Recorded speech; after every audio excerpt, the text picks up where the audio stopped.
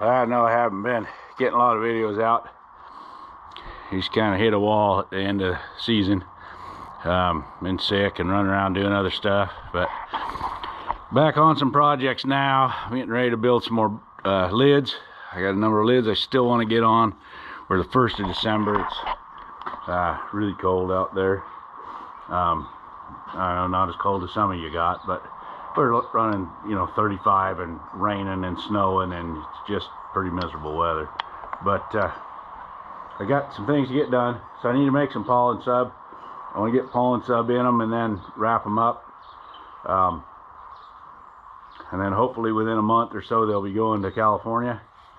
But I don't know, last year we didn't send them till the end of January. So I want to get that pollen sub on them so they can start growing a little bit if they want. They've got food. Get a last check on them and then button them down. So anyway, I'm gonna make some pollen sub. I'm actually gonna measure stuff this time and try to write a recipe. Yeah, the syrup from the last of the feeding this fall.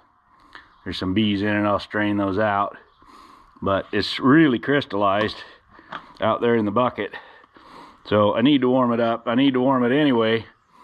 It's easier to roll out your pollen patties when it's warm, so we'll get this warmed up and start the show.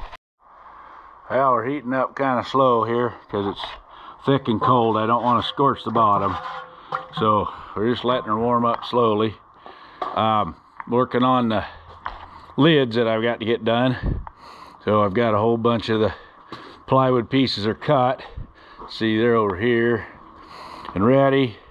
The new style that I'm running takes a 2x2, 1.5 by 1.5 on the top, which really helps keep them flat and they don't get beat up when you stack stuff on them. And then the ones I got had a 2x2 that went over the front of the box, but then I put a 1/2 inch lip inside so that I've got room to put a pollen patty and stuff in there. And when I did that, it doesn't leave a whole lot of lip sticking over the box. So the new ones I'm building, I'm using 2x6 for that. I'm ripping 2x6 down, so I've got them all cut and stacked over here, and that'll give me a lot more lip sticking over the front of that box. Luckily I didn't have to go buy any stuff because I had stuff laying around, so that's what I'm using. Anyhow, I'm going to get set up and rip some of this down.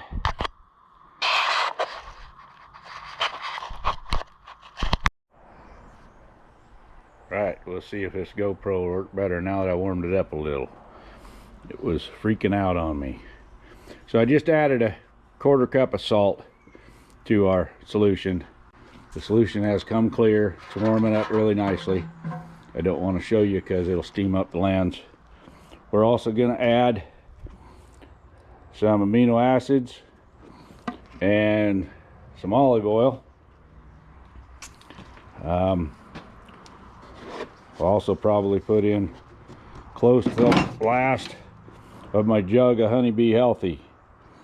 I like to put it in my pollen patties. I'm not so big on putting it in my syrup. I think it attracts too many bees we don't want in there. But the pollen sub, they're mostly inside feeding on it, and I think it just helps attract them to it a little bit. So anyway, we're going to put a little in there. I've got a sock on here, a paint sock, so I can filter out all the junk and crud that's in there as much as possible. I don't worry about it as much with just syrup. I don't like a lot of crud in there, but they'll work around it. But in the pollen patties, I want it as clean as I can get it. So anyway, we'll let her get a little warmer and then we'll get started. All right, you always want to put your liquids in your mixer first. It'll mix a lot better. You won't have dry stuff stuck on the bottom as often. So we've got our warm liquid in here. I'm going to add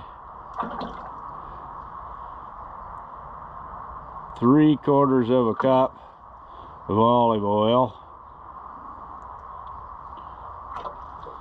I put 4 gallons of syrup in there.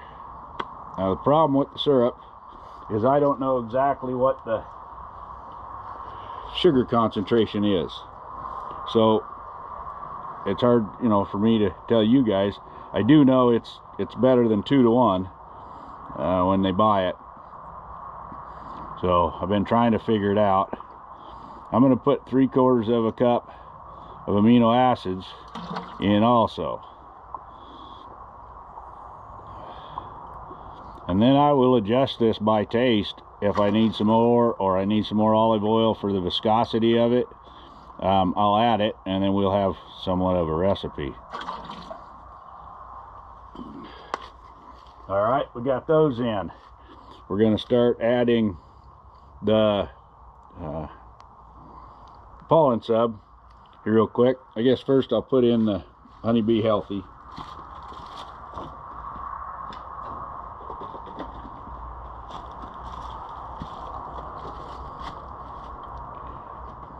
And I don't know how much of what's in the Honeybee Healthy actually makes the bees healthier, but it is an attractant, and it makes them want to eat it more.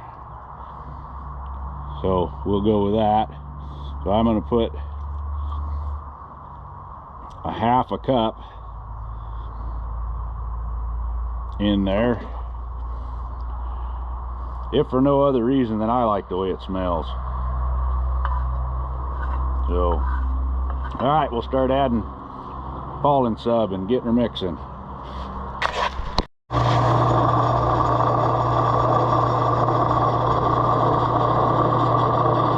I've put 6 1-gallon buckets of pollen sub in there. We'll let that mix for a bit and see where we're at.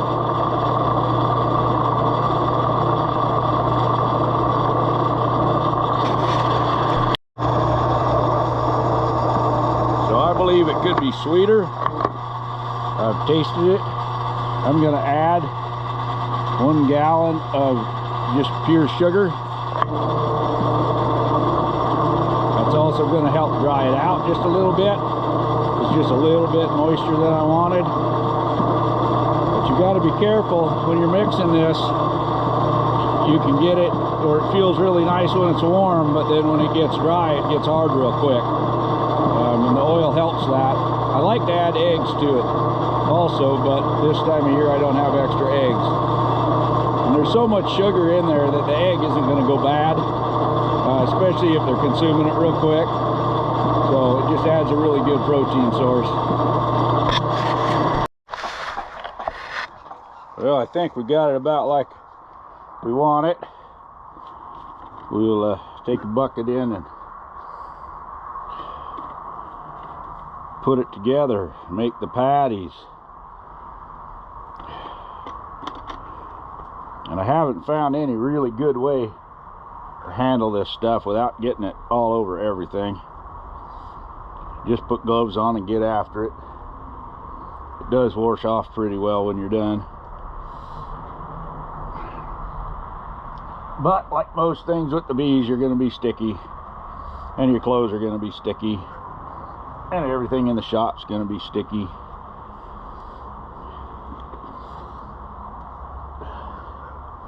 So we'll scoop a bucket of it out of there, and then we'll turn it back on, let it keep mixing, so it doesn't start to get too stiff.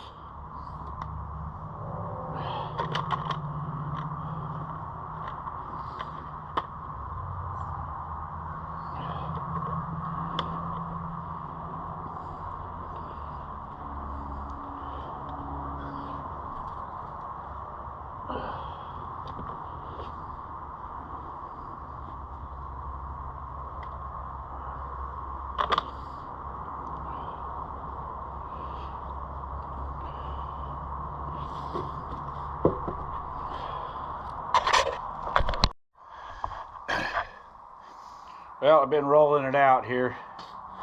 So I use the butcher paper and I put a layer down. I use these 1/4-inch furring strips, and that's what I'm shooting for, but they typically end up thicker than that. But if I went with 1/2 inch, it would end up at 3/4. And I just cut one sheet, lay the stuff out and then roll it out with this big rolling pin. It's a lot easier to work when it's warm. It's starting to cool down. I'm going to get it out of the pot and into some buckets, and then I can warm those buckets up to do more. So it's getting dark, or it's dark already, and it's getting cool. So we're going to call that a day. After I get them all rolled out in these big sheets, then I go through with a sheetrock knife and I just cut it down the middle and cut them into whatever size pieces I want. I don't mind them being a little big because I can cut them down in the field. I just need them to get handleable. So that's what we've been doing today.